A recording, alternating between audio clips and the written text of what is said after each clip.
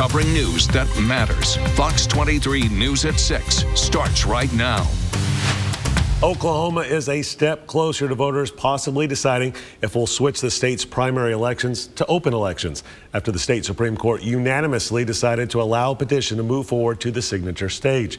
Thanks for joining us on Fox 23 News at 6. I'm Nathan Thompson. And I'm Shay Razi. If they get enough signatures, it will then go before voters November of 2026 to decide if they want Oklahoma to move to an open primary election system. Fox 23's Devin Lyon joins us live in the newsroom. Devin, you heard from people on both sides of this issue. Yeah, there's still a long road to go for supporters to ever get the state question to voters, but they're hoping that it will create a more fair and accurate election system in the state. Those against the state question are saying it will do the opposite and that it might even lead to more election controversy. The fact that it's even a question is infuriating to me, really. It's just so simple. It's not the American way. It leads to more competition.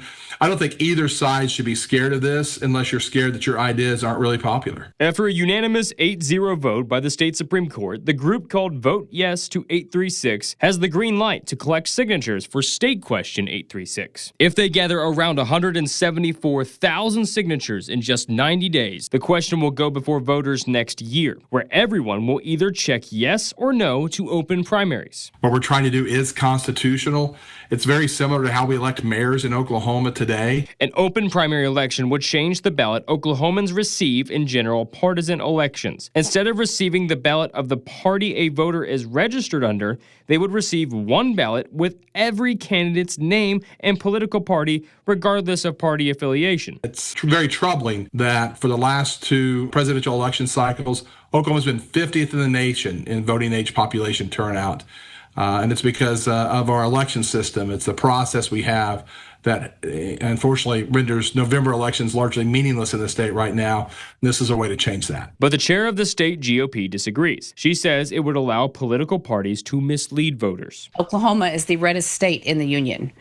We are the strongest conservative values, and I think we will lose our voice doing that if we allow those with different values to decide who our candidates are going to be that are going to be writing legislation. And when I asked Chairman Lynch about the concern for open primaries, her response caught me off guard. It's wanting to tamper with our elections it's just incredible. Devin, do you want China infiltrating the American elections?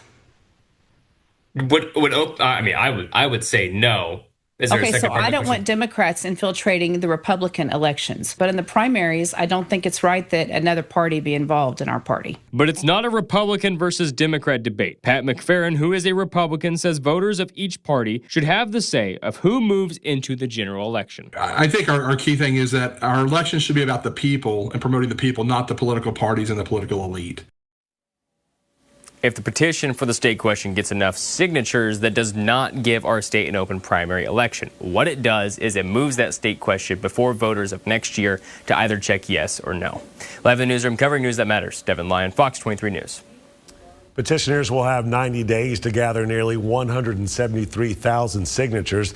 They're waiting on the Secretary of State to give them a start date. The group expects that to be in October or November.